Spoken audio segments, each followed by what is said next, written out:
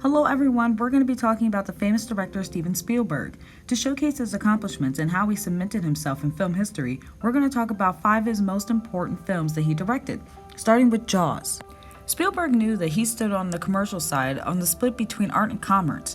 Spielberg went by the philosophy that he was his own audience.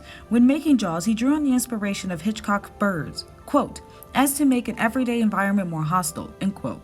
There was an original plan to train an actual great white shark, but the idea seemed too far-fetched, and instead they used 3 mechanical sharks that they named Bruce. These sharks were just as wild as a real shark, but it did not look real in the slightest bit. So Spielberg decided to use a method that Hitchcock used in Birds called indirection. This meant to show the shark as little as possible. By doing so, it allowed for the illusion of the shark being everywhere but also nowhere at the same time. Quote, the camera would glide along at sea level where the animal would always be suggested but rarely seen, end quote. With the teaming of Vernon Field's editing, Spielberg's directing, and John Williams' score, the perfect jittery, eerie atmosphere was created that made Jaws so great. Spielberg made the decision to remove the love affair that was in the book that Jaws was based off of, so he could play to his strength. Instead, he replaced it with the suggestion of a class distinction. In the making of Jaws, it was viewed as, quote, too complicated and impossible to film, end quote. Even after filming, Spielberg would have nightmares of Martha's Vineyards for months. Jaws was met with some harsh critiques from critics, with them saying that there was no real plot and that all it was manipulative violence. But Spielberg stated that, quote, he intentionally made the film a primal scream, a raw nerve movie, end quote.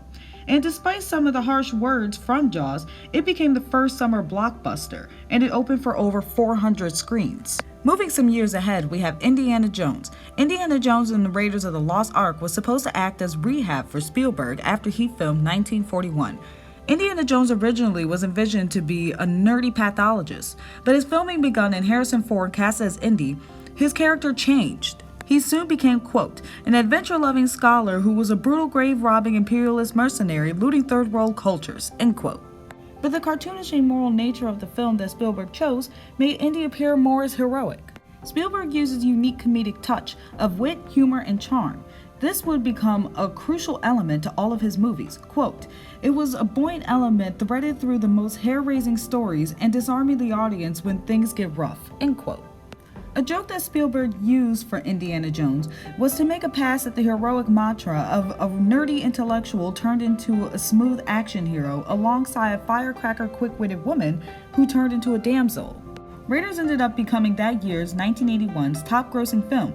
In result for the success of Raiders, movies changed for Spielberg. They became more than a simple movie, but to become a product line, a formula, a franchise that would endlessly be reproduced, thus leading to Paramount signing Indiana Jones into a 5-picture deal. This became the, quote, business model of the 80s, end quote, for many movies beyond Spielberg. Raiders made such a large impact because at the time there was a lot of movies that dealt with the heat of the 80s and the political climate. Quote, Raiders was a B-movie with A-movie ambitions, poised to make the leap. It was meant to hark back to the fun movies of an earlier period, but for all its economy of budget and the shooting time, it had the usual Spielberg epic reach. It was thus a far cry from studio pictures back in the day, when even the prestigious films were expeditions in comparison, end quote. After Raiders, Spielberg filmed E.T. E.T. was a movie that was made to appeal to the people who needed to escape. E.T. came from a place of loneliness that Spielberg felt while he was filming Raiders. He remembered his thoughts of being 10 again and having a playmate who he could talk to and would listen. Partnered with Melissa Matheson as the scriptwriter, Spielberg felt that the story of E.T. was the perfect balance for what he wanted for the film. He was worried that the film was going to come off as too soft, but he stopped worrying about what the male audience might have wanted and trusted and found a balance with Melissa's writing, which was described as 80% heart and 20% story logic. As he filmed E.T., it was said to be, quote, the most emotionally complicated and least technically complicated film that he had made to date, end quote. E.T. himself was designed by Carlo Rambaldi after a $700,000 special effects crew failed. E.T. was designed to look curiously sad, to have wizened eyes that were modeled after the eyes of Einstein, Carl Sandburg, and Ernest Hemingway. To Spielberg, E.T. was the pal that was needed in his life at the time, a friend that he needed but also needed him. Quote, Spielberg was in the process not of finding an audience, but of creating one magnetically, unrestricted by the age or language or even gender, end quote. That intensity of a child's longing was a universal experience that superseded age. The search for a soulmate for one's other half was what made people of all ages connect to the film. When E.T. was released in June of 1982, it was a great success. It dethroned Star Wars in profit numbers and caused for Spielberg to become a household name. The success of E.T. resulted in 200 authorized products, along with thousands of ripoffs. 9 years later, in 1991, Universal Studios opened the E.T. ride. Spielberg's relationship with Jurassic Park goes back to 1989, when he got wind of Michael Crichton's novel Jurassic Park before it was even published. Spielberg's fascination with Jurassic Park was that it was, quote, a really credible look at how dinosaurs might someday be brought back alongside with modern mankind, end quote. Many studios put in bids for the movie, but Universal secured the movie for Spielberg in May of 1990. Jurassic Park was to follow the creature-driven thriller success that Jaws had. As a point of inspiration of how to do Jurassic Park, Spielberg looked to Godzilla, which he considered, quote, the most masterful of all dinosaurs movies because it made you believe that it was really happening, end quote. One of the most important visual aspects of the film were the dinosaurs. Spielberg first thought to have life-size animatronic dinosaurs made, but ultimately decided against it because of the price and lack of realism. And so he decided to hire a team that was led by 4 people who would make animatronic dinosaurs, go-motion dinosaurs for long shots, on-set effects, and digital composting. Spielberg wanted the most accurate-looking dinosaurs he could have, and he wanted them to look like animals and not like monsters, and so he hired a paleontologist, Jack Horner, to supervise the designs. Spielberg was so fascinated by the special effects used in this movie that he himself decided to take a course in computer technology. Spielberg's relationship with Jurassic Park became complicated once Schindlers List came into play. This was because Jurassic Park and Schindlers List were actually being filmed at the same time. These movies were being filmed at the same time because it was very important to Spielberg that he shot Schindlers List on site in Poland in the winter. While the filming of Schindler's List did not take place until the 90s, Schindler's List has been in Spielberg's hands since 1982 when Sid Sheinberg brought the book to Spielberg's attention.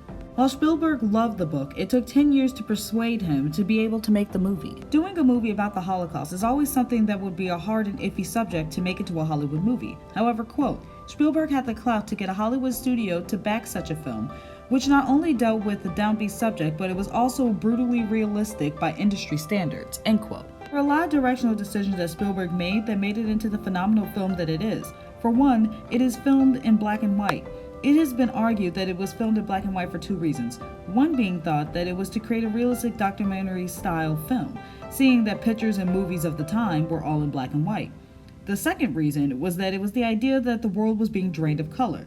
We see that there are 2 instances of colors in the film, one being the flame that you can see being lit on the Sabbath, and the red color coat on the little girl. The candle is not only contrasting the lack of color in the film, but it also is giving a feeling of warmth in the cold setting. The candle is also said to symbolize the continuation of Jewish life and tradition amongst the dead and uncertainty around them.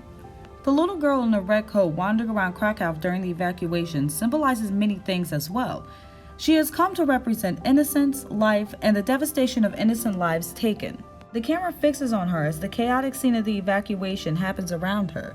It was a creative way to show the innocence and the life amongst all the devastation. It was a way to show the starting of the change of Schindler without saying it. Spielberg also uses silent scenes of abandoned buildings, piles of luggage and belongings to allow for the sheer numbers of the objects and desolate nature to speak for itself. There was a balance that Spielberg wanted to make to both individualize the Jews and also realistically and symbolically show the large inhumane groupings that they were put in. In the scene where Stern and Schindler are making Schindler's List, we get the names of the individuals. As they are pulled to come and work at the factory, we now have people to the names. To see the faces of some of the people created a point of individualism and made it more personal. They were no longer a number, but real people, a personal life, a face to the name. The scene was incredibly important for not only the fact of making the victims of the Holocaust more than just a number, but to show that there was hope when it meant to these real-life victims. Quote, Jewish names first typed out on the list called out for what they think is deportation but is employment. Names on Schindler's List are marked for salvation. End quote. The final directional decision I want to touch on is the ending of the movie. It changes into modern time and it goes back into color. At Schindler's real-life grave, we see a long line of, quote, Schindler's Jews, or the descendants of the Jewish people who survived. As they walk past, they place a rock on his grave, an act of remembrance and respect in the Jewish faith. They show the real-life people who were named and also portrayed in the film, a decision that was made to show the incredible legacy of the surviving Jews and their family that were working for Schindler. Schindler's List is Spielberg's most celebrated film. It won him his first Oscar for Best Director. Spielberg chose to give up his salary for Schindler's List. He did not want to profit from this real-life tragedy. He instead decided to defer his percentage from the gross film rentals and donate them to profits through the Righteous Persons Foundation to Jewish organizations. With the survivors who appeared on the film, there was a recorded testimony. One woman spoke in testimony inspired Spielberg to make the Shoah Foundation. Spielberg said that it was, quote, the most important job I've ever done, end quote. The full name being Survivors of the Shoah Visual History Foundation. In 1994, Spielberg chose to take a 3-year break to set up the foundation. The team traveled to more than 50 countries and spoke to more than 53,000 Holocaust survivors in more than 30 languages. With that, they were able to form the Visual History Archive. They were able to fund this using $6 million from Schindler's List earnings and contributions from Lou Wasserman Foundation, MCA Universal, Time Warner, and NBC. However, the reach of the survivors of the Shoah lengthened and they needed to have a more advanced form of digital preservation. So in 2006, it was moved to the University of Southern California, USC Shoah Foundation, the Institute for Visual History and Education. Though Spielberg is no longer the head of the foundation, he still advises in major decisions.